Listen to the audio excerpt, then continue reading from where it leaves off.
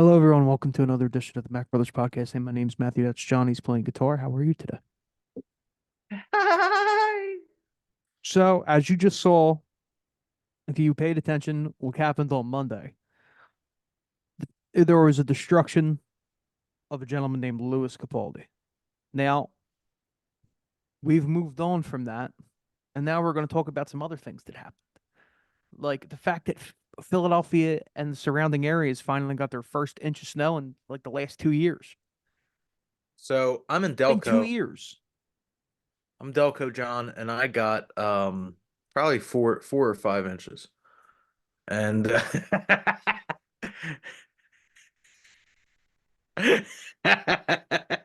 Okay, say that too loud. you should We'll cut cut that that. out. Yeah, we'll cut that out. No, no, no, We'll cut put it it off. and yeah, I know. We'll put it out on all of our Yeah, social media. I'm Delco John, and I got 4 or 5 inches. And then after that, we'll put John talking about snow with an asterisk. In the description, it's hidden. Watch Um, our podcast to find out more. we're kind of snowed in, I would assume. So I actually kind of feel like Edward Snowden right now, to tell you the truth. Oh, So speaking of Edward Snowden and all the crazy things that are going on in the world, John, are you excited for the fact that the United States is now pummeling other countries more and more with missiles and bombs and fuck rockets? yes. And it's going to be great. We could go right into Eric, the it's exciting. It's exciting. You're starting your 30s and we're about to hit a world war. It's fantastic. Maybe by the time I'm 30, there'll be a world war. I'm just glad that I think I'm diagnosed with high blood pressure or like pre-hypertension. Yeah, It's you're definitely I not don't think they would able-bodied. I don't think they would let me in. I don't think they would draft me.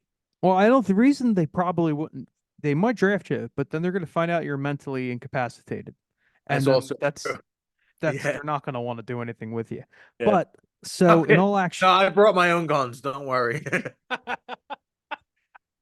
could you imagine? No, I don't need that. I don't need that. I've No, been no. practicing on this AK for the last 28 years. That's what you guys were using? Jesus. Yeah.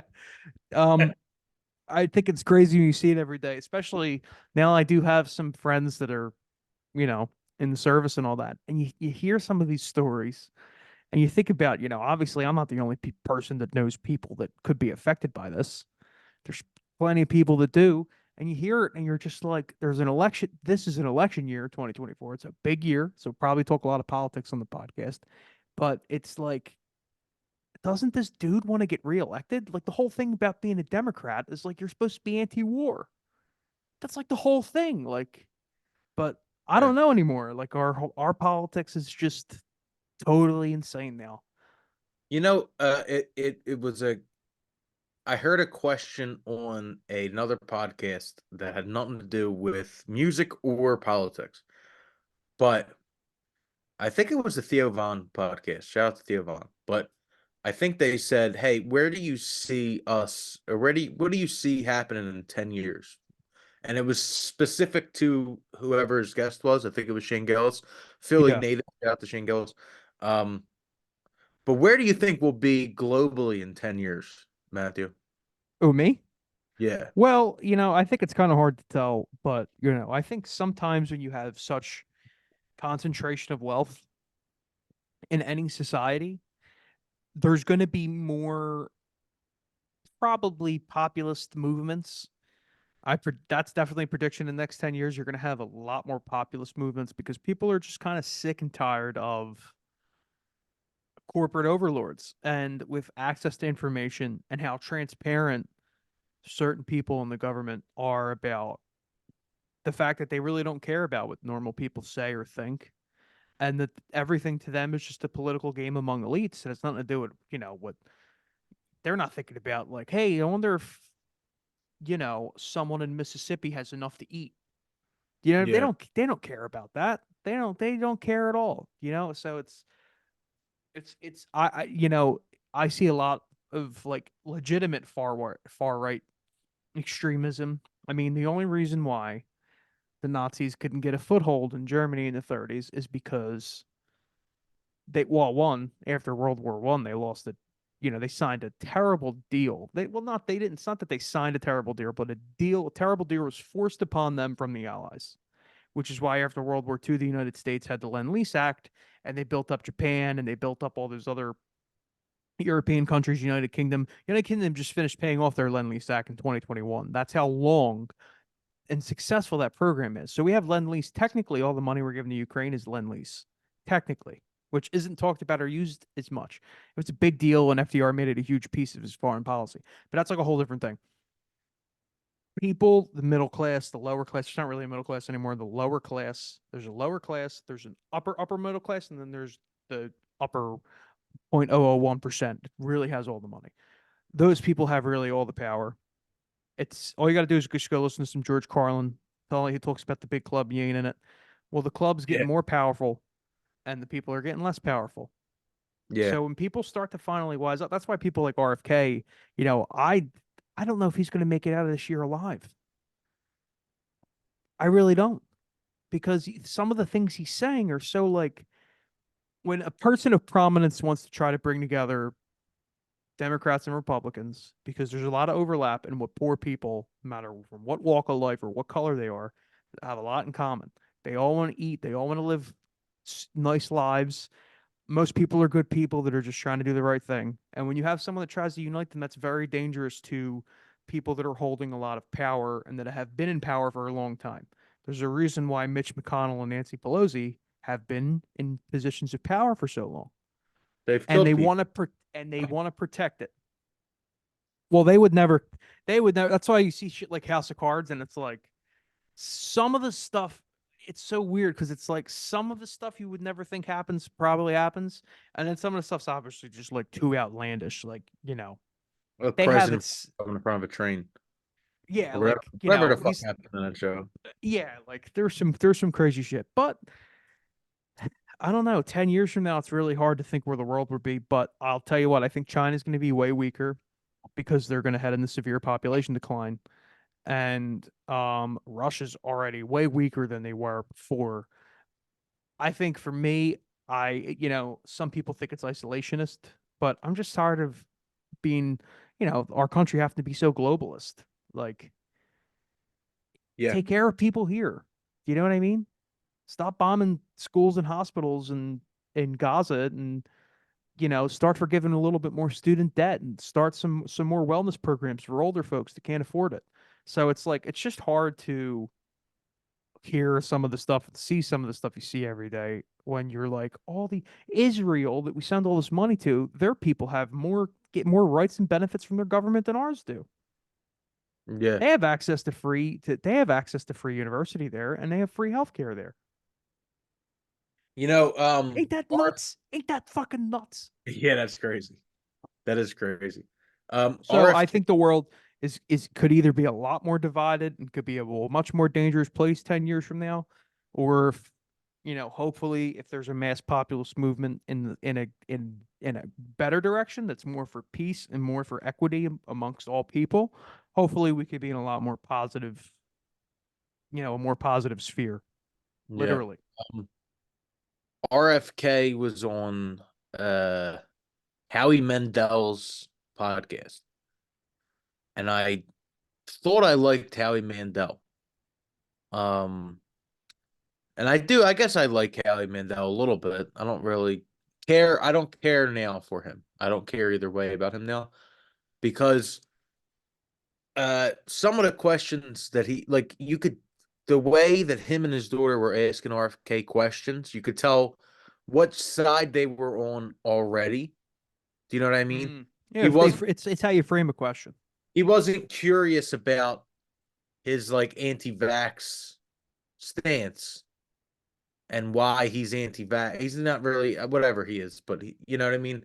And it was more like, you're anti-vax. Why? But why? You know what I mean? It was like Yeah, a like bit. it's putting they put words in your mouth. Yeah. John, why don't you like football? Mm. I assumed you don't like football. Yeah. I didn't say, John, do you like football? What are Yeah. your thoughts on football? Yeah. And that's in my mind, that's the same thing. So it's like whether I agree with him on everything or not, which I don't. And who which I does? don't, and I don't agree. Like I didn't agree with Bernie Sanders on everything, No. and I don't agree with no one's going to agree with anybody on anything at any point in time. But when you see anyone being treated unfairly, people will gravitate towards them. That happened with Trump in 2015 in the Republican primary because they asked him questions that were and I'm not saying I'm a Trump fan. I hate Trump. But when people and moderators, snotty moderators, are coming like, why didn't you? You're going to get a fan base based off of that because people are Yep. going to look at the reaction. And this is just reality. People are going to say the media is treating him unfairly. And this is my proof. They Yeah. already hate the media. So they're just looking to line up behind somebody. And he's just there. He's the And one and, being treated and most unfairly. And also, too, you got to give the guy this. He's fucking hilarious. People love yeah. funny people. Yeah. People like funny people that are charismatic. It's just how it is. How do you think me and you have done anything positive in our life? It's because we can be funny like twice a week. Yeah. It's You like know what's that's funny? it. Working in a corporate world where I've moved, no, not, I don't know if it's corporate, but working in See, New businesses. York, like I said on Monday, you're Yeah. just like Jack Antonoff working in corporate New York. Working in businesses where I've moved up like very quickly in a bunch of them, you realize that like half of the way to success is being a personable person and being in the right place at the right time and being available. And who was more willing to be heard out than fucking Trump? And who was funnier and more charismatic than Trump in those 2015 like primaries? And Sometimes you just get credit for being different too. I don't like you. Everyone knows our stance. Like we're progressives, but Trump is fucking funny, and everyone like before he started running for fucking office, everyone liked him no matter what he You did. know what too? I hate this Everyone misconception. liked him. He was a funny billionaire. We didn't know. No one knew. Remember when our mother who art in South Philly would watch she used to watch The Apprentice from time to time, and she'd go, I love the show, but man, Trump is just such an asshole. Yeah, Everybody knew what this guy was all about. people would Everybody knew. giggle. Everybody What still an knows what asshole. he's all about. He's a con man. Everybody knows someone like him. Everybody. He's a funny guy. He makes fun of everything, and he's a piece of shit. That's his thing. Everybody knows it. The only Yeah. thing about him is he's a people pleaser. He'll go into a room and he'll just say whatever he's got to say. The whole Republican Party is talking about abortion. And he's like, well, I actually think their laws are a little crazy and a little whacked out. You know what I mean? He says things like that because he knows what he's got to say. Yeah. He knows if he's different from the other people and he can outflank them, whether it's the right or the left, he's just a general opportunist. And that's why sometimes people like him can win and can go far. And let's be real, that Republican voter base, they're not thinkers. But I don't think this Democratic voter base they're not really good critical thinkers either. And they haven't been for a long time. They thought they thought Obama was actually going to help them. They thought Joe Biden, when he got elected, was going to help them. Well, so I think the tide started to turn after Obama. I think people really because who's a better talker than Obama? It's really like second. There's nobody. Yeah, he's fantastic. Nobody's. I So wish I like, could do his face. I can't do his face. That doesn't match up. well, you'd get in a lot of trouble if you did his face. But Well, not like a Halloween costume. I'm not gonna do blackface, but I could, like you could really get into George. My father was a good Texan, and he's got spooky eyebrows, so he yeah, just, kind of looks around and he say, if anybody has a shoe here, keep to yourself. Like he was funny as shit too. That's why people don't he was remember George Bush was hilarious. yeah. He was a terrible president, but he was. This is what people don't understand. Certain people are men of the people, whether you like them or not. A sad thing is that we would be saying the same thing about Biden if he was capable of making thoughts anymore. And now it's Because just like, he hey, used to be somebody have my ice cream. he used to be fucking funny, and he was Can real sharp. someone, can someone get my malarkey flavored ice cream? I feel like this is the conversations in the White House now. Yeah. Did you see the clip that came out the other day about him? No. They asked him about the bombs, and they said, "Are the bombs in Yemen working?" And he said, "Are the bombs stopping the Houthis? No. Will they continue? Yes."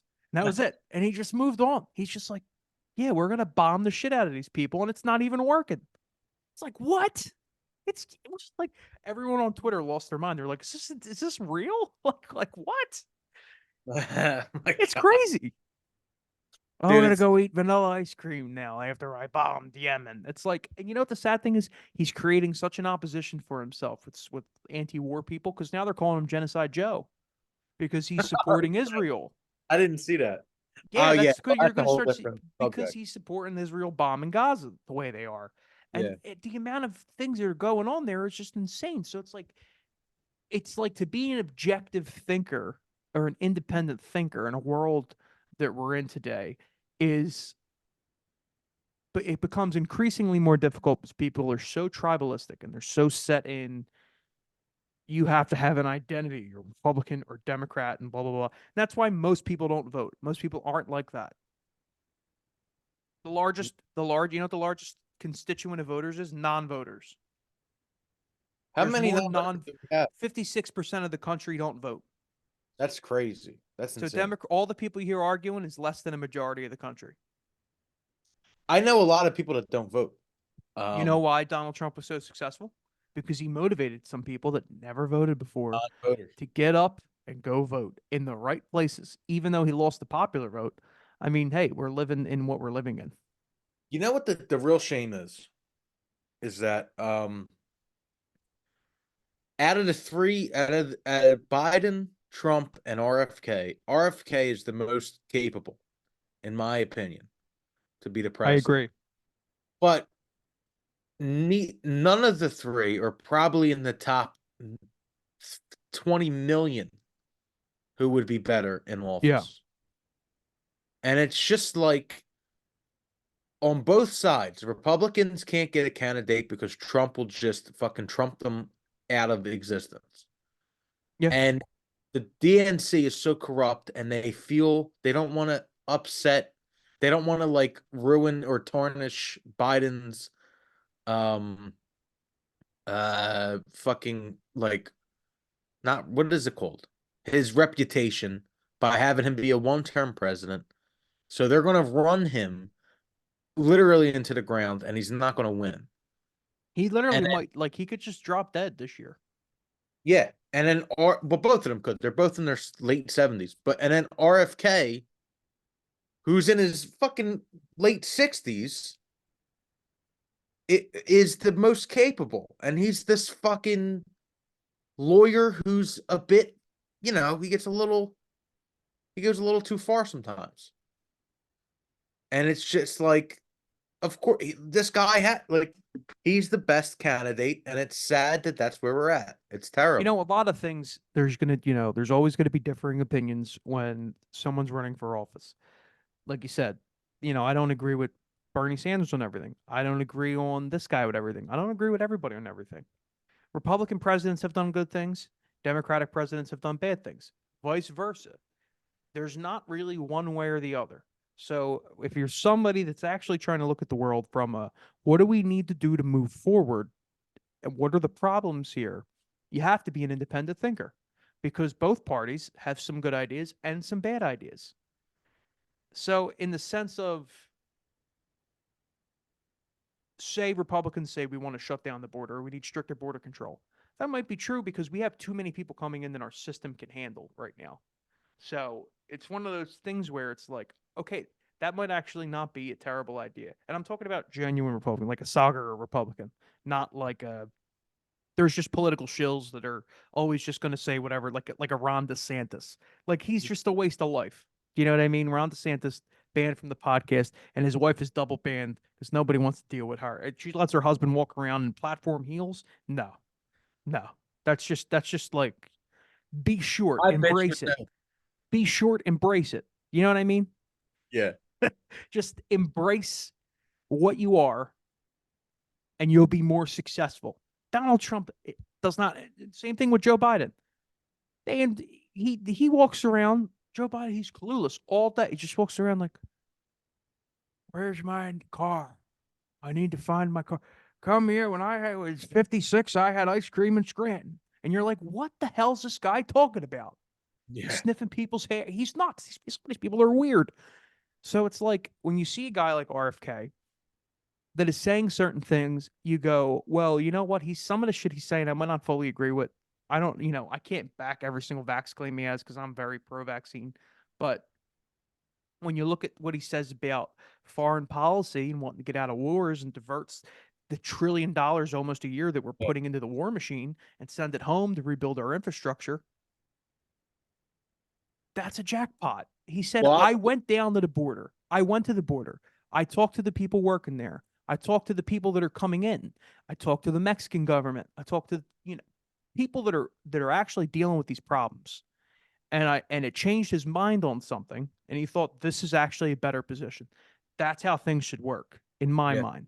Yep. If information comes out that backs an idea that's accurate and correct and properly cited, sourced, researched, studied, that's the direction forward. Not just, oh, we're just going to guess because this sounds nice. Can I don't know if you've been keeping up with Channel 5. Have you been watching Channel 5? So I didn't see the detention facility episode, but I saw the one where they get right before they get to the detention facility, and I saw the Philly Streets one that they did in Kensington that was just devastating. Can I let me this is where I'm starting to get all my information from. It's Channel 5 News. Yeah, because they actually go out and talk to real fucking people. Andrew Callahan is our I don't even know he's our Walter Cronkite. I don't Yeah, even I know mean who else he wasn't there. a reporter. He wasn't a reporter. He was like a He was who an is anchor. I don't even know. He's like the most boots on the ground guy. He's a vigilante journalist. It's incredible. He's the first person that I am on the record giving money to like through their Patreon. Oh, you're a patron? Not yet. I'm gonna do it tonight. Yeah, I mean I it's only vowed to do $5. I it. don't blame you. I vowed to do it. You Yo, know, you gotta share the login. Let's or yeah, send me yeah, those yeah, videos. yeah. We'll get them. I need the inside scoop. But he's fucking excellent. He's He is excellent. great. Philly Streets episode, K&A episode was absolutely phenomenal. The Crip I didn't Mac, see Crip Mack goes back to jail. I didn't see that. Crip Mac goes back to jail, and he does a deep dive on why Crip Mac even exists. And it's beautiful, and it's devastating, and it's incredible, and everything he does since I guess he got in trouble, or I didn't. So there was a lot of, I don't think they were ever proven, but there was a lot of sexual misconduct. It wasn't really Yeah, assault, or I don't remember exactly what it was, but it was something in that world. yeah. So he went to I think he went and got counseling for it, check himself into like a program and all this stuff, and that's why he had such a hiatus. And then he came when he came back after that. So Well, I haven't this heard anything. I haven't heard anything coming out about it after, but he built his own legit audience with people like us, and that's why he was able to survive. And he wasn't, almost like Kanye. He's got he's got a following. He's not really cancelable. Which that thing I sent you, is that real about Kanye? Like replacing his teeth with titanium grills? Oh, I don't know. I don't know. I hope not, but maybe. That like upset my stomach. I was like, somebody needs to stop this guy. This is getting It bad. doesn't. Well, so my fiance made a good point where I showed her that after you sent it to me. Mm. First, she like flinched, but then she was like, "Well, he got all his teeth removed. He was in that bad car accident that knocked all his teeth out. So Oh, so he has veneers. it's probably easier for him to take his teeth out and put something else. So he could probably replace them again very or easier than we could." You imagine if he just had like a really bad set of false teeth all these years? He's like George Just like a Washington. he just like George Washington teeth. I can never tell a lie. Or was that Washington or Franklin who couldn't lie? It was Abraham Lincoln. Uh, Yeah, you're off. Also Franklin. What Frank are you talking about? Benjamin Franklin? He wasn't yeah. a president. Uh, I thought you meant if you're talking president, you're talking about Franklin Pierce, maybe? My favorite president of all time is Franklin Pierce. I do a really good Franklin Pierce impression. Ready? Because he's dead.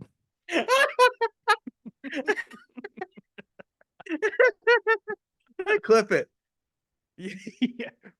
Clip That's it. my impression of Franklin Pierce. You know what um talk about all this like serious politics shit and all that, but people, you gotta sometimes you just gotta unplug. You gotta take a moment for yourself. You gotta look at the sky. You gotta look at it's all important to be a healthy person. You gotta every day you have to go outside and you have to look at the sun as long as you can. Directly into it like that. That's our advice to you. That's our weekly advice. Our health advice from the Mack Brothers. Stare directly in the sun as long as you can.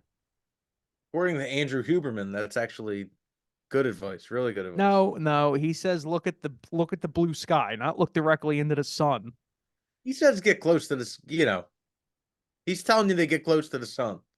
I think if we ever were on a Huberman Lab podcast, I would very seriously look at him and say, "So you want me to get in my in an aircraft and get as close as I can to the sun?"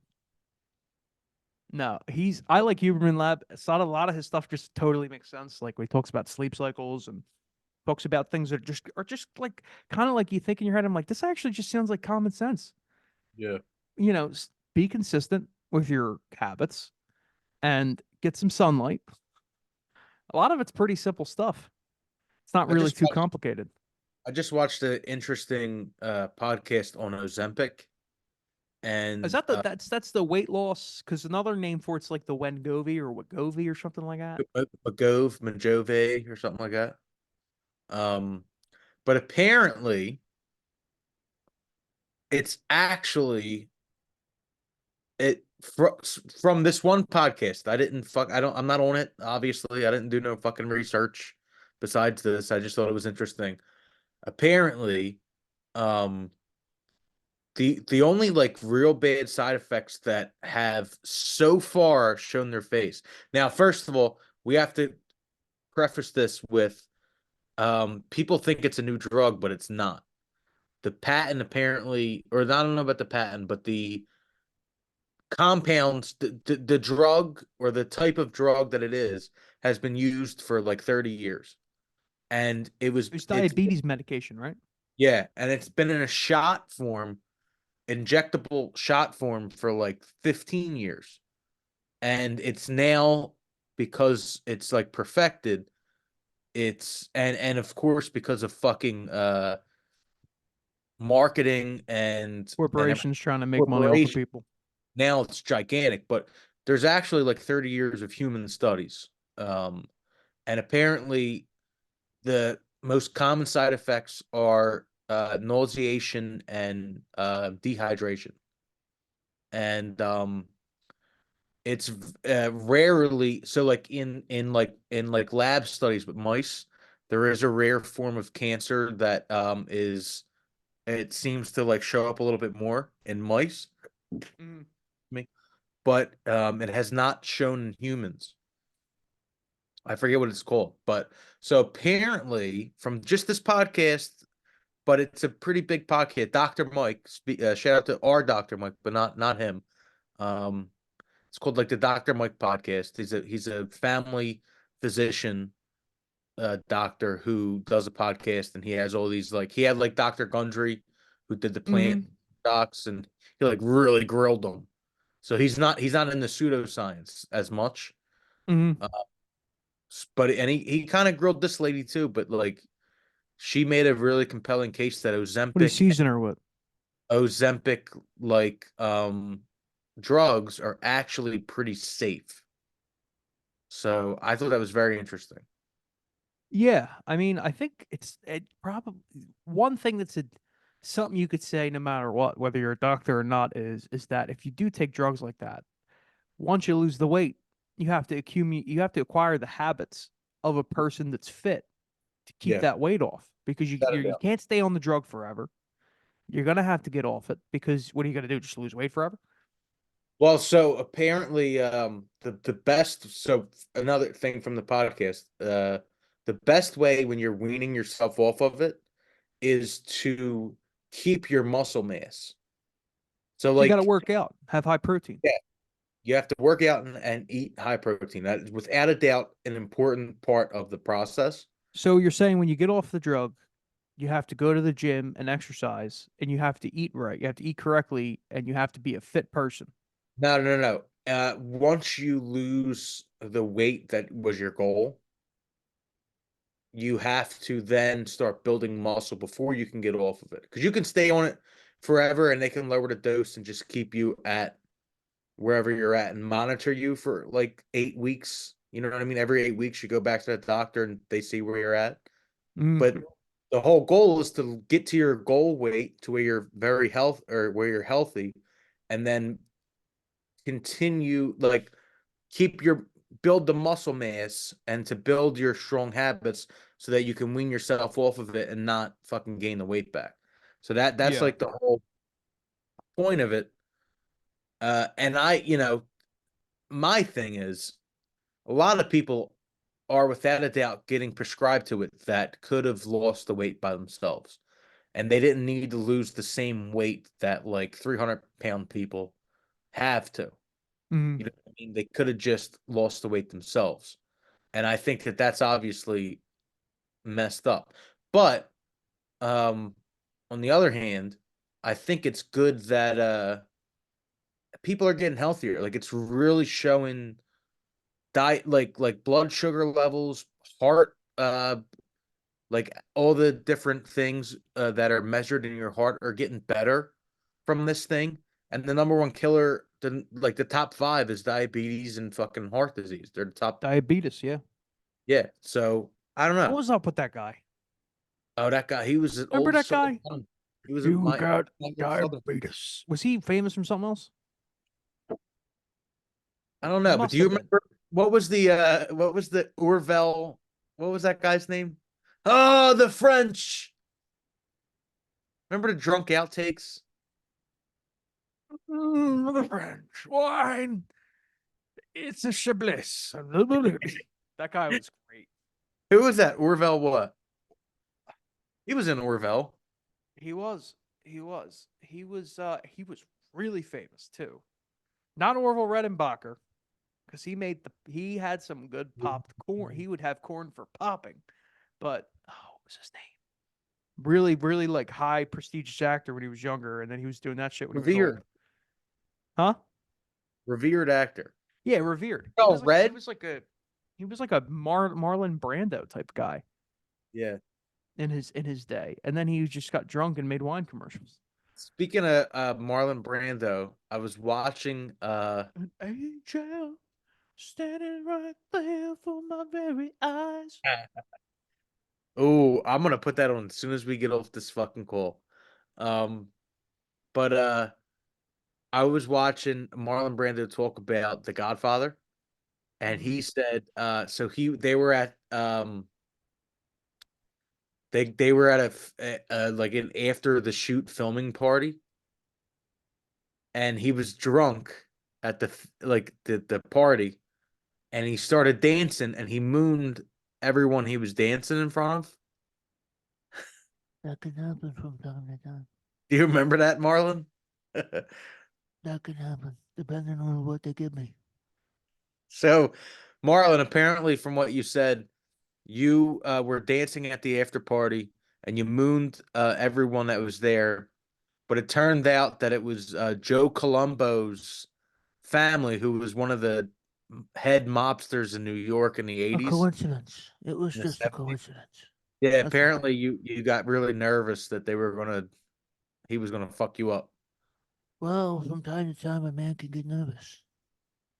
It happens in every man's life. You get nervous and then you move on. And you make other movies, and you get Marlon, nervous. were you happy that you were out of the acting scene when The Godfather 3 was created? What has he been acting in the first place? You pretend for a living. That's all you do. So I think they banned him from like award shows because he won an award and he just had a Native American, like a full-blooded Native American, accept the award and do like a 2-minute speech about genocide. And Yeah, back then, like John, remember, like so John Wayne just really hated Native Americans. Like he wanted to genocide them. Like he was like privately extremely prejudiced. And he was sitting there and he was whispering to like people next to him, like, I'm gonna fucking kill this bitch, like all this crazy shit. Like shit was crazy back then. Imagine if there was social media, there'd be so many rants from like 30-year-old John Wayne, like, let's kill all the natives. Like people would like I don't know if they would have made it like they would have man. Like if we knew what they really believed in and felt, yeah. back in their day, people now, especially with how cancel culture is, everybody would be canceled. They'd be like, Mildred Burke, I thought she was so nice. I was just talking about how Marlon Brando was like very pro Native American but I didn't remember. I love the natives. They're great. The little girl, she came to me. She made me a moccasin. She wrapped cow leather around both my feet. Made me very comfortable shoes. I still have them. They don't fit me no more, but I kept them. I called them Memento. We're spooky with the orange. Watch The Godfather Part 1 and 2, and then if someone tells you to try to watch Part 3, just kill them on sight. Shoot them. Don't even think Well, about there it. was on New Year's Day, I was severely hungover, and The Godfather Coda was on, and Isn't that I like the watched, remade version? yeah, and I watched like 50 minutes of it or something like that because I couldn't get out of bed, and it was just the fucking worst thing I've ever seen. It's Every literally the drizzling shit. It's a terrible movie. I felt so bad for Pacino who was in it and They trying. asked me to do the movie and I could say no. But it was It's just funny. In the first two movies, he's so suave, and we only have like a minute left, so I gotta, do this quick. He'd be like, "Okay, don't ask me about my affairs. This is the only time I will allow you to ask me about my affairs." It's yeah, very mundane, very relaxed. Michael Corleone. Nice to meet you. Very relaxed. No, Fredo, you can't run into a wall. That's not right. yeah, bro. But in the last movie, he's like, now I'm the king of the world. How the hell are you? It's like, it's not, that's a different guy. Yeah. By the way, the best scene in The Godfather, one of my favorite scenes, is at the very end of the first movie when the husband that was beating the sister, they kill everybody, and at the very end, I'm not going to kill you. You got it. You're on a flight. I bought you a ticket to fucking Florida. Go live out there. I never want to see you again. And then he gets in a car. He I thinks never he's want safe, to see you again. and then they fucking hang him or they choke him to death from the back seat and they kill him. It's the best. The Godfather is the best movie